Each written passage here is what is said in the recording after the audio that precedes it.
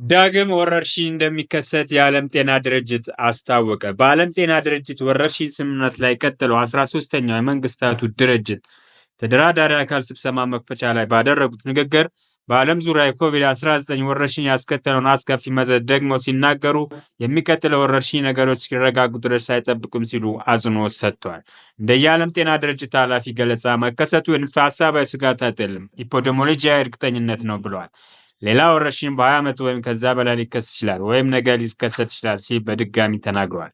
ነገር ግን ይህ ይሆናል እና በማንኛውም መንገድ ዝግጁ መሆን አለብን ሲል አስረግጦ ተናግሯል። ኮቪድ-19 ወረርሽኝ ምን እንዳደረገ አይታቸዋል። በይፋ 7 ሚሊዮን ሰዎች ተገድለዋል። ነገር ግን ትክክለኛው የሟቾች ቁጥር 20 ሚሊዮን እንደሚሆን እንገምታለን እና በሰው ልጅ ወጪ ላይ ወረርሽኙ ከዓለም ኢኮኖሚ ከ10 ትሪሊዮን ዶላር በላይ እያጠፋ ነው ሲል ተናግሯል። የዓለም ጤና ድርጅት ኃላፊ በደብሊው ወረርሽኝ ስምምነት ላይ በሚደረገው ውይይት መግባባት ላይ መድረስ እንደሚቻል ያላቸውን ተስፋ ገልጸዋል። እሱም ይህ ስምምነት በምንም መልኩ የማንኛውም አባል ሀገር ሉዓላዊነት አይጥስም፣ እንደ እውነቱ ከሆነ በተቃራኒ ብሔራዊ ሉዓላዊነትና ዓለም አቀፍ እርምጃዎችን ያጠናክራል።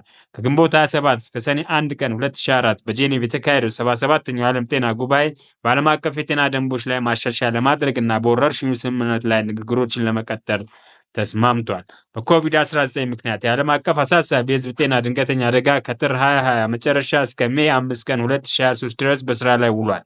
የዓለም ጤና ድርጅት እንደ መጋቢት 23 ቀን 2025 በዓለም ዙሪያ 775,684,506 የኮሮና ቫይረስ ኢንፌክሽኖች ተመዝግቧል። ከዚህ ውስጥ 7,092,720 ሰዎች ለሞት ተዳርጓል። ሌላ ወረርሽኙ ፈጥኖ ዘግይቶ እንደሚከሰት የዓለም ጤና ድርጅት ዋና ዳይሬክተር ቴድሮስ አድኖም ገብረኢየሱስ ገልጸዋል። ተመልካቾቻችን ዛሬ ፕሮግራማችን ይመስላል። ላይክ፣ ሼር፣ ሰብስክራይብ እንዳይረሳ። ስላዳመጣችሁን ከልብ እናመሰግናለን።